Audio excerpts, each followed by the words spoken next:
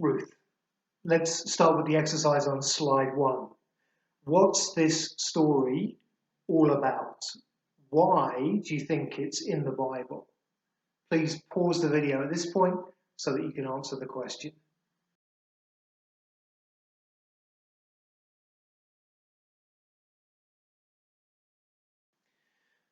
First of all, what's this story all about? Well, at a human level, it's a story about famine. It's a story about bereavement, about faithful friendship, about poverty, about sexual attraction, about love and marriage. But why is this well-drawn story in the Bible? Well, I want to suggest that this is ultimately a story about God's sovereignty. God's sovereignty in the lives of his people. It's about his concern, not just for the nation of Israel, but for individuals too. And significantly, the main character in this story is a Gentile, a woman in a male-dominated world. We see God's providential care for this remarkable woman, who at the start of the story doesn't belong to the people of God. There are some echoes of Genesis chapter 12, verse 3 here. But we'll also see how this everyday story from ancient Israel points us to King David and ultimately to King Jesus. Introduction.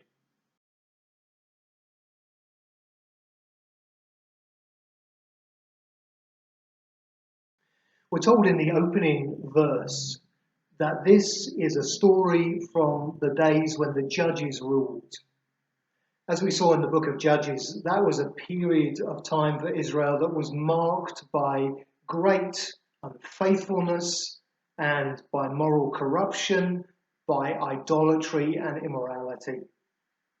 The contrast to what's described in the book of Judges and the noble character of the main actors in this story couldn't be more marked. Clearly, there are still some in Israel at that time who love God and faithfully serve him.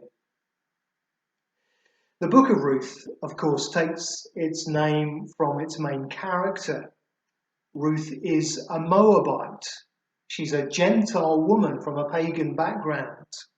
We're told at the beginning of the book that she marries the son of an Israelite couple, Naomi and Elimelech, who are living in Moab, trying to escape a famine. Through her loyalty to her mother-in-law on the death of her husband, she finds herself living as a foreigner in Israel. Ruth's loyalty to Naomi is beautifully summed up in the words of Ruth chapter 1, verses 16 to 17. It's actually a Moabite who sets the example of what human faithfulness should look like. This is what she says to Naomi. Don't urge me to leave you or to turn back from you. Where you go, I will go. And where you stay, I will stay. Your people will be my people, and your God, my God. Where you die, I will die, and there I will be buried. May the Lord deal with me, be it ever so severely, if even death separates you and me. The main action in the story happens in Bethlehem.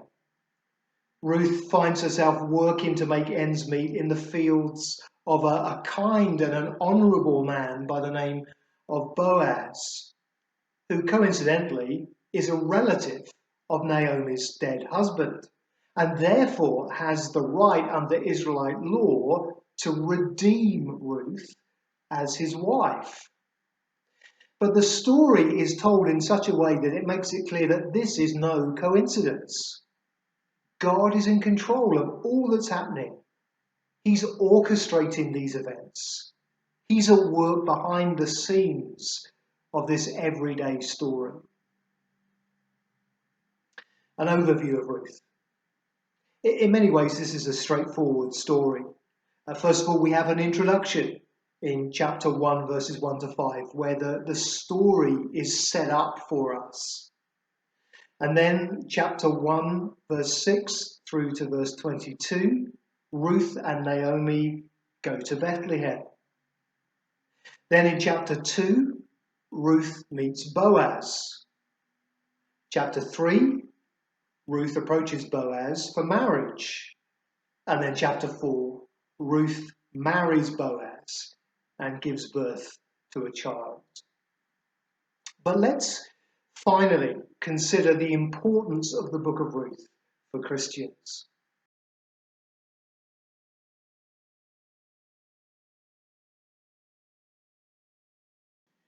In contrast to the book of Judges, it's reassuring for the reader to see that there are still some who are living faithfully for God at this time.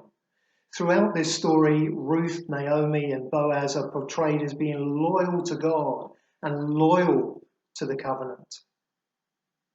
As we've already seen, this book is about the sovereignty of God. Perhaps the central message of this book is that of the hidden providence of God in the lives of his people. This book reminds us that God is working behind the scenes in our lives too. But it's also interesting to see how this Moabite woman becomes part of the covenant people of God. Throughout the book, Ruth is frequently described as Ruth the Moabitess. She's a foreigner from a hated nation, yet she chooses to follow Israel's God and so become part of God's people.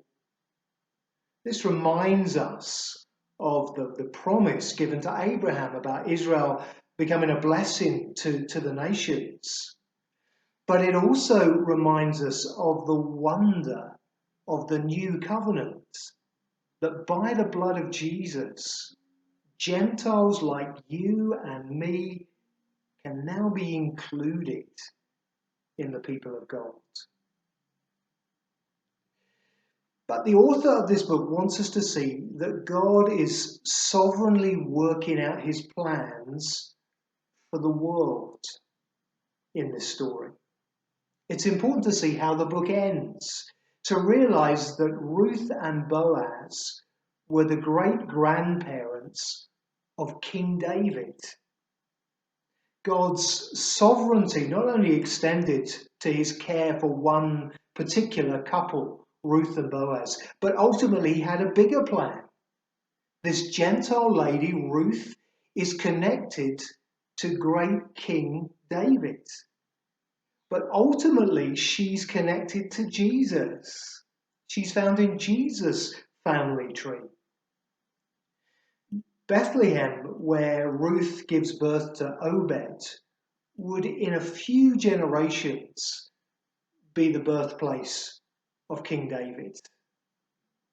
And 1,000 years later, it would be the birthplace of King Jesus. God was at work to save the people of the world from their sin through this seemingly unimportant story of everyday life in ancient Israel. A story that finally leads us to Jesus.